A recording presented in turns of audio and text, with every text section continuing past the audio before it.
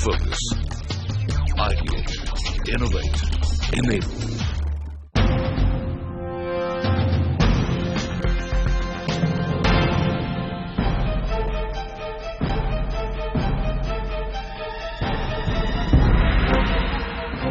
In India, workplace sexual harassment has largely been kept out of the public discourse. However, recent high-profile cases have resulted in widespread media attention and shone a spotlight on the topic.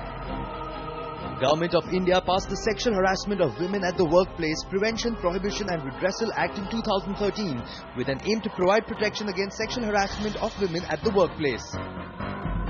With an aim to find out what corporate India can do to implement the provisions of the Act and provide a safe working environment for women, CNBC TV18 and Avagma organized a power-packed panel discussion titled CEOs Personally Liable, Has India Inc. Woken Up to the Act? On the panel were Vinita Bali, former MD and CEO of Britannia Industries and independent director on the board of multiple companies; Meera Sagir, the first woman president of the Bombay Chamber of Commerce and Industry; Gaurang Kant, managing partner Kant and Associates; and Karthik KS, founder and CEO Avagma.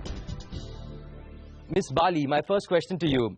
Now, an important element of the law is creating awareness about it. But how does one go about creating awareness that, such a law exists and such other provisions? How does one go about with that? I think every company has to include it as part of its communication, frequent communication as part of its training program. When companies induct new employees, every company, actually every good company, has a schedule of communication and training, and a sensitivity to this act, a sensibility and awareness of this, the implications of this, etc. I think the company is actually responsible for ensuring that as all its employees sign something as basic as a code of conduct which spells out what kind of conduct is expected from employees, this should become an essential part of that training and communication, because only then will implementation be ensured. Neera, now how can companies create an environment where first, women should be free from sexual harassment at work, and secondly, also, unfortunately, if they do face an incident, they should not be afraid of going up to someone and talking about it? I think it really comes from the top, and that's why today the topic is very relevant, the CEO's personal liability, irrespective of the fact that it is contained in the Act, in the POSH Act itself, and that's how we like to call it, in the POSH Act itself. But the fact is that it is from the top that the signals come very clearly, that there is a no tolerance policy here, or there is a policy which dismisses such cases or does not take them seriously. After all, even till today, most of the companies are constituted very strongly about male employees, and the sensibility has to be built in that women have individual rights and each workplace has to be safe for them. And for that, like Vinita said, there has to be training, there has to be workshops, and more than that, women have to be in position of responsibility.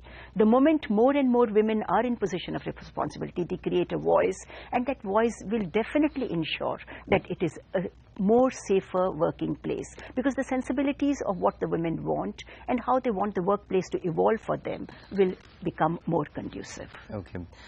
Karthik, we'll be talking about workplace, but very often we assume that we're talking about the organized sector, but this act also applies to the unorganized and even the rural sectors. What's your thought about how can awareness be created there? Yeah, so if you look at the organized sector, it's largely contained in the urban areas, and the Act says any institution, which could be a corporate, a hospital, and education institution, any of them, if it is beyond 10 numbers in employees or voluntary employees, etc., they are coming under this Act itself.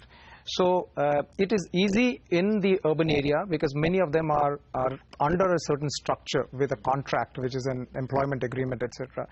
In the unorganized sector or in the rural sector, it is much more difficult and complex for individuals working over there, women working over there to understand the Act. And that's why I think media and the social structure should go forward and create awareness amongst the women, amongst the people to understand this, the law and the implications of the law and the rights and the complaint process that the women can go through.